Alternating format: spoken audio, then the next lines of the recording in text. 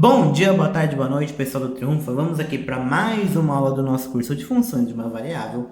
E na aula de hoje nós vamos ver aqui um assunto muito importante que é área entre curvas. Aqui nessa nossa aula nós vamos ver primeiramente o caso do eixo x, tudo bem?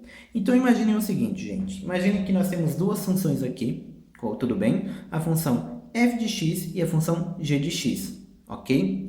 E aqui nós queremos saber, no caso, qual que é a área formada por essas duas funções, entre essas duas funções, de um x1 até um x2 qualquer, tudo bem? Bom, o que a gente pode perceber aqui? Se eu calculo a integral da minha f de x, de x1 até x2, eu vou estar calculando toda essa área aqui, tudo bem? Toda essa área aqui. E se eu calcular a minha integral da minha g de x1 até x2, eu vou estar calculando essa área aqui de baixo até o eixo x, tudo bem? Embaixo dessa minha de x que está em branco, tudo bem? Que eu não coloquei nada. Mas é essa área aqui.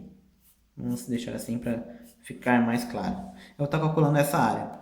Então, o que a gente pode perceber intuitivamente? Se eu quero saber só essa área aqui, o que eu posso fazer? Eu calculo a minha integral de x e subtraio da minha integral de g. Tudo bem? A minha integral de f de x menos a minha integral de g de x. Como que a gente pode escrever, então, nesse caso aqui, quando a gente quer saber a área entre curvas nesse tipo de situação aqui?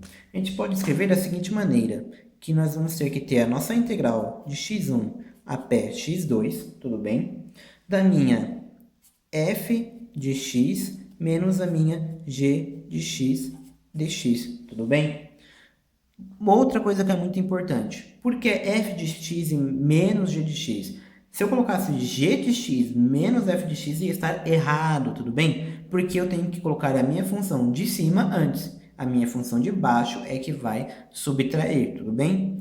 E isso daqui a gente pode escrever também, se vocês quiserem, a gente pode escrever como sendo a integral de x1 até x2 da minha f de x dx menos a minha integral de x1 até x2 da minha g de x dx. Como vocês se lembram das propriedades das integrais, a integral da subtração é a subtração das integrais, tudo bem? Bom, este é o nosso caso 1. Temos também casos em que nós vamos ter aqui o nosso caso 2. Vão ser situações diferentes. Situações onde, por exemplo, nós vamos ter duas funções e aí o exercício vai pedir para a gente qual que é a área formada aqui, né? Por essa figura que está sendo formada aqui. Qual que é a área que está sendo formada entre essas duas funções nessa parte aqui? E nesse caso, em casos como esse, ele normalmente não nos dá nem x1 nem x2. O que vocês podem reparar? Nesse caso aqui, para a gente saber os nossos limites de integração, a primeira coisa que a gente vai ter que fazer é colocar f de x igual a minha g de x. Porque quando a gente fizer isso, a gente vai enxergar, a gente vai achar esses dois pontos de intersecção aqui. Achando os pontos de intersecção, a gente vai então saber quais são os nossos limites de integração. E aí sim a gente pode fazer. E aí volta a ser como no caso anterior, né? A função de cima, quando a gente integrar, vai nos dar toda essa figura aqui. Que eu vou... E a função de baixo, quando eu integrar, vai dar só essa parte aqui. Ok? Que eu vou aqui marcar mais uma vez. O que vai acontecer então? Eu tenho que pegar a integral de cima menos a nossa integral de baixo, logo após que a gente acharmos as intersecções x1 e x2 aqui desse nosso caso.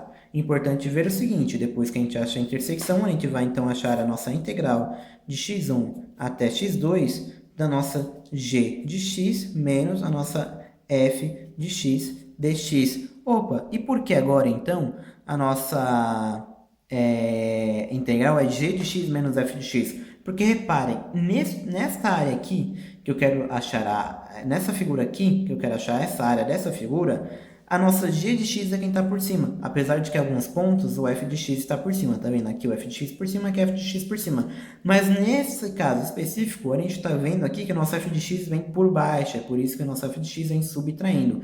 Aí se vocês quiserem, vocês podem escrever como a gente viu lá na situação anterior, né? Vocês podem separar a integral de g de x menos a integral de f de x, mas isso daí é só preciosismo, né? A maneira como vocês querem escrever. Se vocês quiserem deixar assim, podem deixar, senão vocês podem escrever da outra maneira. Mas basicamente esses são os dois casos, é isso que vocês têm que saber. É bem importante vocês terem noção disso, aprender direitinho esse conceito para poderem desenvolver em exercícios e provas, tudo bem? Bom, para dúvidas, sugestões, críticas e observações, acesse o link do formulário na descrição do vídeo e até a próxima. Tchau!